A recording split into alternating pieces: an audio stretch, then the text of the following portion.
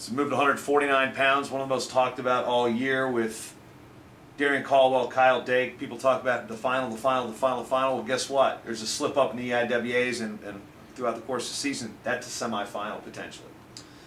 Yeah, and if it gets to that point, it's a certainly a compelling matchup with, not to mention, you mentioned all the billing to it, but both guys have shown some cracks in the armor this season. I mean, Caldwell's winning, but he's winning close. He's not blowing people out quite the way that he was a couple years ago. Or how people expect him to do as a national champion. Yeah, and you got the shoulder deal lingering there. Can he hold it together for 5 matches? Can Dake hold up for 5 matches?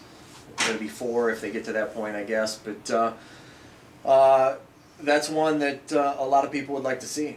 Bottom bracket really seems all over the place. People like Molinaro, people like LaValle, people like Jason Chamberlain. Chamberlain probably one of the most dangerous coming out of there because he didn't have a chance to see the LaValles, the Mario Masons, the Frank Molinaros. These guys have seen each other throughout the course of the year. Who do you like coming out the bottom? I picked Chamberlain. I picked Chamberlain to win the whole thing. I struggled with this pick for a long time. I went back and forth between a lot of guys. This is the one weight I'm the most unsure about, just because of all the factors that have come into play.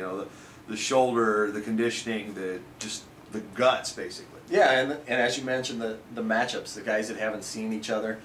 There are a lot of wild cards in this weight. A guy like LaValle goes hard, but can he get it done against a guy that might be, that beat him last year in Chamberlain? Chamberlain beat him by a couple. Chamberlain's improved. LaValle was on the podium last year where Chamberlain wasn't. Yeah.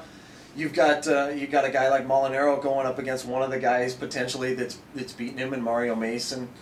I think matchups at this weight are huge, and don't forget about Parks. At the the top side of the bracket is the 5 spot.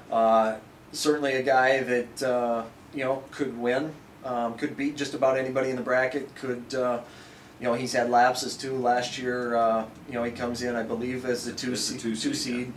Kind of falls flat on his face, but I wouldn't count him out either.